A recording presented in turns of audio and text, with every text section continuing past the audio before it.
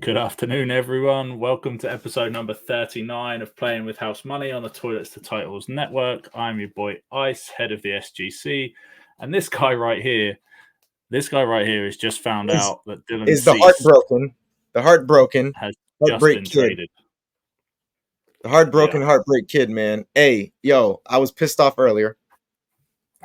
Yep. Now, bro, I feel like a piece of me had just got, bro. He's the second reason to even watch the Sox for me this year. Which, like, I knew he was going to be gone, but I thought he was going to be gone much, much earlier. So I figured, okay, since he's not gone, like, we got another year with him. Fuck it. He going to prove himself again. He going to be, bro. And now my boy is gone, bro. Our ace is gone. The only ace we have. Bro, I hate the fucking White Sox, bro. I hate the White Sox. I seriously hate the White Sox. They just, oh my God. They're just as bad as the Bears. And it's like, bro, I cannot believe I just had to witness this on my phone just right now with you. Because now I'm not even prepared mentally to talk about every other sport, even though obviously I know I have to be. Yeah, bro, I'm heartbroken right now. I'm sorry to keep everybody. Hi, everyone. It's me. I mean, we are recording on, so this is going out on Thursday, and people will know that, he got traded last night. But we are recording this on Wednesday night when the news, literally 2 seconds before I hit record, as you could tell. Yeah. Pru looks at his phone, gets the notification. You get a notification? One of your boys text you, or? Oh, I got ESPN notification right away. And it sucks because I get it for every team, every sport. Like, I get a lot of ESPN notifications I shouldn't get, actually. But, like, to look at it and not really expect it to be the Sox, to be honest with you. I don't expect them to do anything in any offseason ever. So it's like, to open it and then see that it was the Sox and then see it was Dylan Cease, like, bro. Yeah, I don't know. This is like the opposite of when I saw that they were going to get Justin Fields years ago in Vegas. I'm distraught. And Jerry Reinsdorf, I literally, bro, yeah, just, you might as well just go ahead and get rid of that high-rise condo, bro. Sell the team. Do us a favor, sell the team. Whoever the fuck we just hired, I don't even know who they hired anymore, to be honest with you. I don't even keep up with it. That's how hard it is to care about the front office at the White Sox, because it's just the same. It's the same no matter what. So it's like, oh, wait, is it Getz? I'm pretty sure it's... Hey, yo, yeah, bro. Yeah. Y'all can go get realtors immediately. What the fuck, man? Why Dylan Cease, bro? This isn't even who pissed off Pru, so I'm not even going to keep going. But wow, bro, just, heartbreak. I hope Luis Robert just MVP or something like that. I don't know. We'll see. Yeah, and I mean, do you want to jump into spring training? We sound like we're right there. We can. About the MLB. We can, and then we can end with the kiddos. Yeah, we could do that. As everyone knows, hey, MLB. We basically here. At this point. Yep. Like, we so close, I can smell it. I can smell the dirt on the cleats, man. Hey, and the cork in the bats, hopefully. Hey, spring training. You know who I looked at first? Them Dodgers. The Dodgers, yeah. Dodgers. Hey. And not just for the fact that they now have Shohei. You're not even looking at Shohei. You're not at all. For your boy. Not at all. Freddie. Yeah, and Mookie. Because they're going to be the engine. They're going to be the engine at 1 and 2, no matter what for them. That's that combo I like to, almost on damn near every team. But they have a new addition too, Teoscar. They got Teoscar Hernandez.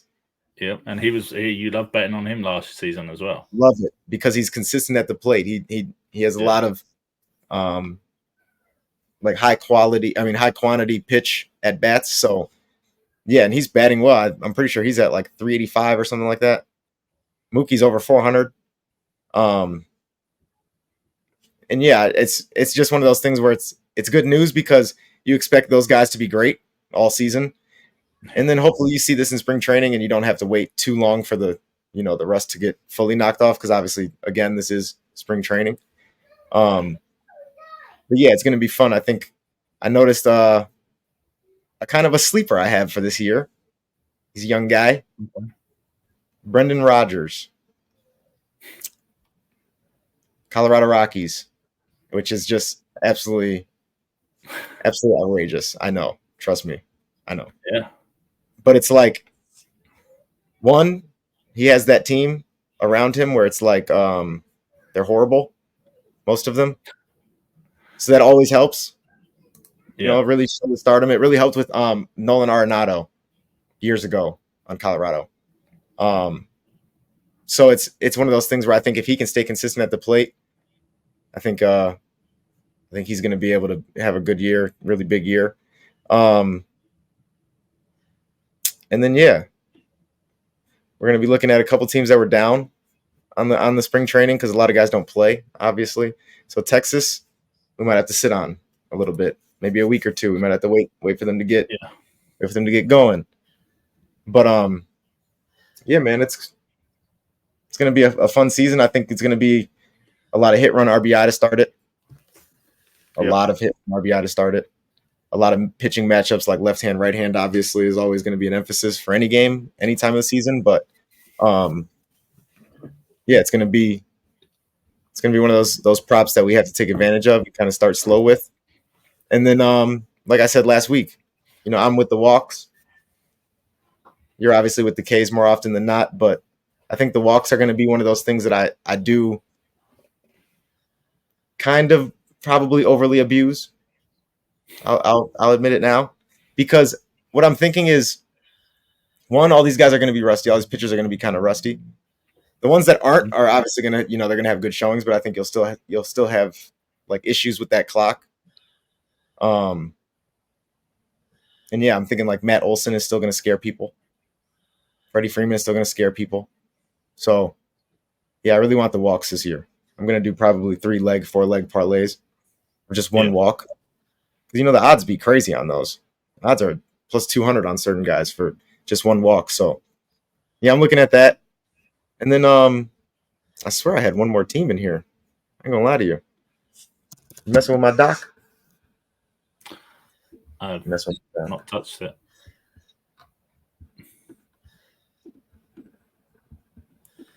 Another team that stood out for me. That stood out to me on paper, and I do apologize for the holdup.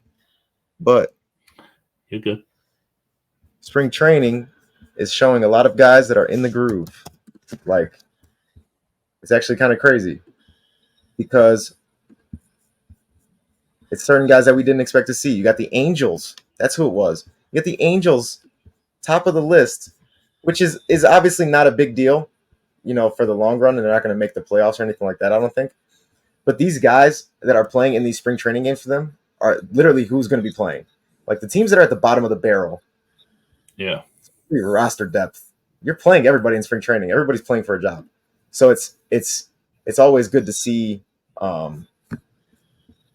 It's always good to see teams really at that, like in the heap of things. Yeah. LA in third is big, and then I'm sorry, they were in fifth. They jumped a game back, but they're batting .579. And the last time we seen LA bat .579. Oh, that's who it was. Gunnar Henderson, MVP season. Okay. Gunnar Henderson MVP run is definitely a go now. Kid's playing out of his mind, and he's only batted 15 times. 600 at the plate. No homers. He's just getting contact everywhere. You love to see that in spring training. So Detroit was the team that was in third. That's who it was. Detroit's batting really well too. They're batting they're .579 too. What's up with these bottom of the barrel teams batting .579 in spring training? I love to see it. Run RBIs, guys. Get there. Yeah, can't wait. And yeah, if you want to see all those bets, jump in the Discord, Playing with House Money Discord. Find us on Twitter at PW_House Money. Find Pru, find me, Links to the Discord are in there. And hey, if you're into the fantasy baseball stuff, the guys at Toilets to Titles doing fantasy baseball on Rivals. So jump into, let one of us know, find Toilets to Titles, subscribe to the YouTube, join the Gilded chat. There's a fantasy baseball channel in the Gilded chat for anyone that wants to go that route. And, we've talked about in football season, the crossover between fantasy and then, the gambling side. It's the crossover is huge. If you're betting on the guy, if you like the guy to play in your team, you're obviously assuming that he's going to get hits, runs, and RBIs, like you've said. So, either double down on them if they're in your team, or play the guy that bats before him or after him. Yeah, don't double down. Don't double down. If you're going to gamble a lot, just take my word for it. Do not double down. You will end up hating a player twice. More times than not. Don't double down. Just play what you say. That's the way we do it. Yeah, sure. Because in fantasy, there's gonna be certain guys you want RBIs. Like Shohei Ohtani is gonna be big on RBIs this year, I feel like. But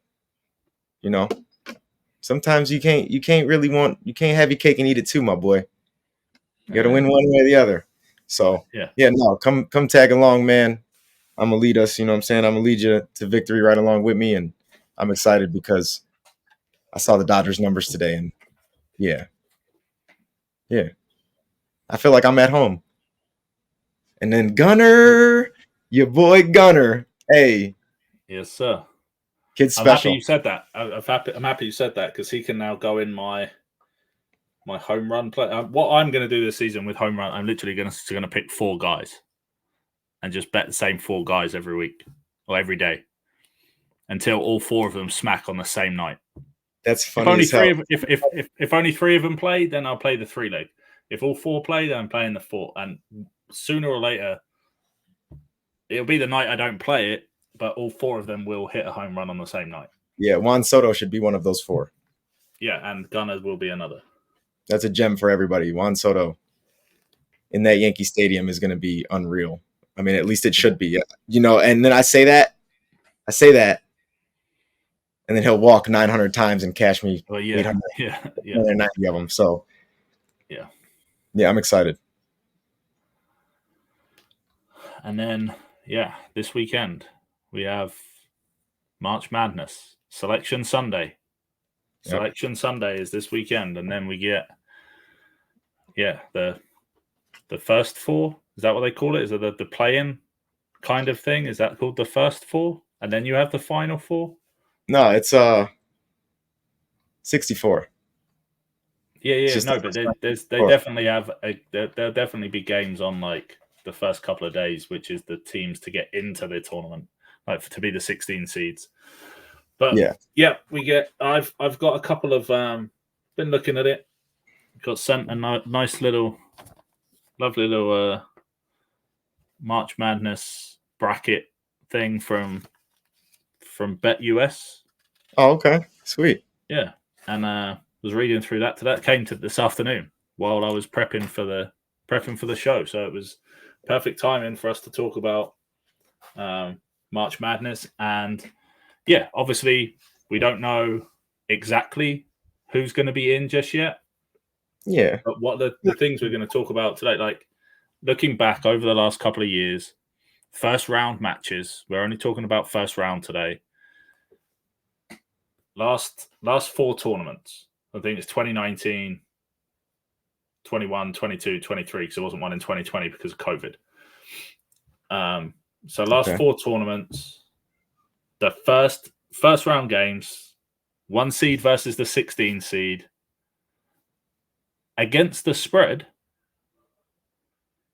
the 16 seeds are 10-6. Really? Only one of them has won straight up, and that was against Virginia. And that was I think that was last year. But yes, 10 of the. No, I want to say it was 2 years ago or something like that. Virginia is the only 1 seed to actually lose to a 16. But 16 seeds are 10-6 in the last 4 years, or in the last 4 tournaments against the spread. And, that's a gem. and the under is 12-4 in those games. Yeah, you know me in the college basketball unders. Yeah. Well, I love like you those. always say, right? It's kids, right? Like, and again, especially in those first round games, the 1 versus the 16, that you're going to get the really high totals expected because Right. you're expecting the 1 seed to blow them out of the water. But also, I have noticed like sometimes they only expect the 1 seed to score. So Yeah. like the total is a little, you know what I'm saying, a little low for when the 16 ends up coming into play. So that's one of those that I kind of avoid. I ain't gonna lie to you. I really play the unders on like 7-8, like the middle of the brackets matchups, because I know they're gonna be good games. So I know they're gonna be, the total points are gonna be typically higher because they expect, Yeah, you know. the one. So I looked at last year's first round, and last year's first round, the high seed straight up, the highest seed in the half, literally straight up on the money line, was 24-8, which is obviously to be expected that the higher seeds are going to win. That's kind of shitty. It's kind of shitty. Right. Now So that's the thing. There's eight underdogs that won in the first round last season. Yeah, last exactly. year. That's why it's March Madness. There's no rhyme or reason to anything. The only seeds across all 4 sections of the draw that did well, like 3. All of the 3 seeds won straight up, and all of the 5 seeds won and covered. And the 5s were the only seed to do that last season. That's crazy because I feel like 3 is one of those like 3 is one of those seeds to get upset. So yeah, no, that's crazy. I wouldn't have expected that. And then the under, the under last year was 23-8-1 in the first round. One push, 23 unders, and only 8 games went over the points total in the first round last year. So yeah, love to hear it. So yeah, I mean, there's, again, like, I think, yeah, I totally get what you're saying. As you would expect, like the middle seeds, the 7s and 8s, Right. 6 versus the 9, are the closer games. But yeah, I think but that's where you can get the only grouped games where the over has done well is the 9s versus the 6s. They're the highest score. They're the ones that the majority of the games went over. Yeah, it makes sense actually, because I feel like those are those like Dayton's and those smaller schools that come in and they actually be balling. Yes, yeah. But yeah, like we said, they're kids, man. This is March Madness for a reason, because I mean, realistically, if none of these guys were, like if they all weren't, if more than half of them weren't 18 and 19, you would not see all these upsets. You wouldn't. Yeah, and that's it, right? I think I'm just looking forward to it. It's just, I love watching the games. You know, there's always there's just so many as well, right? So many games going on at the same time, like back to back, like all day. I was gonna say, yeah, you like watching them because they're during the workday. Well, yeah, there's that too, and then yeah, but also I feel like you get more buzzer beaters in March Madness than you do in just the NBA, like because I mean this season for sure, because you've got much more closer games in March Madness than we have in the NBA. But we don't want to talk about that crapshoot of a league right now. We're talking about the kids that are going to win us some money. Yeah, because the NBA needing a last second shot is just so slim right now, and even if it is, they're going to miss. It doesn't matter. But yeah, the kids, I think it's going to be fun because you do see a lot of the buzzer beaters, but at the same time, you see a lot of the teams that are like McNeese State, like I said, Dayton. I like to see those teams come out and ball. I don't really watch many of them. I won't lie. I don't watch many of the games only because I don't know, I feel like it's like hard to watch basketball most of the time. Yeah. Mm-hmm. But I am always upset if I do miss one, like miss one of the great ones.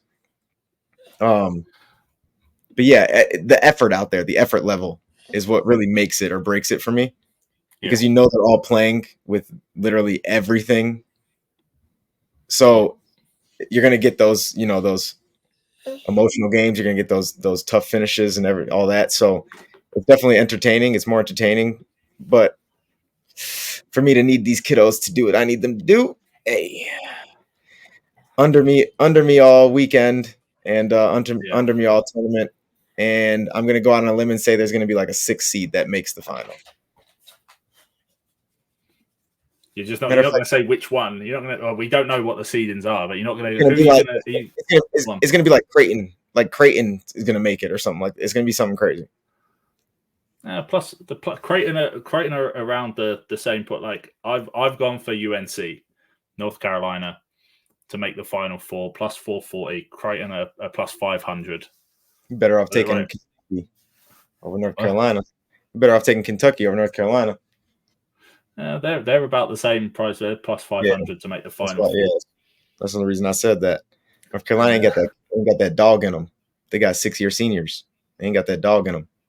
Yeah, but I will be hoping that the boys from the Badgers, Wisconsin Badgers, are there or make their way to at least the Sweet 16. Any team in the state of Wisconsin can go. Yeah. Any team in the state of Wisconsin. Just like, you know what I'm saying? I'm never going to give you that one. And also, it's just a weird college for me. It's like they're always one of those good teams, but they're never good enough. Yeah. No, but obviously, you know, like you've got the top 4, UConn, obviously looking to go. They won it last year, right? Looking to go back to back. Odds-on favorites right now. Houston, Purdue, and then Arizona and Tennessee are plus 1,400, the 4th and 5th. Yeah. Favorites. Arizona is a college that is known for choking. So I just stick to tradition. I'm a traditional man when it comes to colleges. Yeah. Tennessee, another one of those schools. I don't know, man. You know, I don't know. They be choking under the lights. I'm telling you, it's going to be an organized ass team that just dice these teams up. Be an organized team that can play defense and shoot the 3. What that sound like? Creighton. No, for real though. Gonzaga is another one that I could see if they get in somewhere. They can get in somewhere kind of, you know, that'll help them out. That's another team. But yeah, man, unders like, does sound like it's the absolute way to go. Like, man, unless you know these kids personally and you can, hey, because if you can, let me know. Call me. I'm not above that. But yeah, this is not the sport to be you know, expecting professionalism in at all, and or clutchness, and or heart, and or talent. To be honest with you, these are kids. These are kids. They have not reached their full potential yet. Do not put your mortgage on any of these games, but you should definitely have, you know, fun with some 4 or 5 leg under plays with me. And yeah, and like you said, like, yeah, I'm gonna bet all the 14. I'm gonna bet all the 14 seeds, and then I'm gonna bet all the 13 seeds for you. Actually, oh, that's funny. It's funny you say that, because I was just about to go. I think 2 of the 13 seeds won in last year. Oh yeah, you know, but yeah, there are the 13 seeds are 11-5 against the spread. So yeah, see, I don't mind all 4 of those against the spread. I understand the safe play on here, you know, for the people talking about the spread. Yeah, no, I'm going for it. I'm going for that Munyan. You're going for something that's never happened before, and you just want to hit the lotto. I want to hit the round. Yeah, I mean, of course we want it. Like, I know. You're a gambler. I know what you're trying to do. I'm not going to be stupid and just think that all the not. Come on, bro. Come on. I just think all the 13s are going to win. Come on, don't be crazy. But it's worth a round robin by 2. Yeah. Like, yeah, for sure. For sure, the round robin. I think that's an important part to make everyone aware of. The round robin is going to be your friend. I wouldn't even have to do that. I wouldn't even have to do that. I wouldn't even have to say that if they would just get to where they're supposed to get and just run it with me. So yeah, we're gonna run it. Yeah, that's true. Yeah, but that's it. Like you said, at PW_house money. Yes, get sir. in the Discord. See what we're betting. The round robins, the unders. That's where we're going in round 1. Let us know who's winning it. Like if you've got Gonzaga at plus 6,500. If if you're taking Clemson, Mississippi State, I wouldn't if say you're going win. all the way down there and go Grand Canyon, they might get $1 if they make it. Hey, and you could go Gonzaga and make the Final Four. You ain't got to go. You ain't got to go all balls to the wall either, y'all. But don't try to blame me on that one either, because like this is March Madness. There you go. Plus 1,500 to make the Final Four. Yeah, that's a good play. That's a reasonable play. Yeah. Out there, I have Gonzaga winning. I have Gonzaga winning. Just put it in the universe. I just gave the people of Gonzaga winning it all at 6,500. Now watch them do it. Hey, you will never hear the end of it. I'll be the greatest of all time. It wasn't even my play. Yep. But no, join us. Let us know who you're backing, who you're looking forward to watching.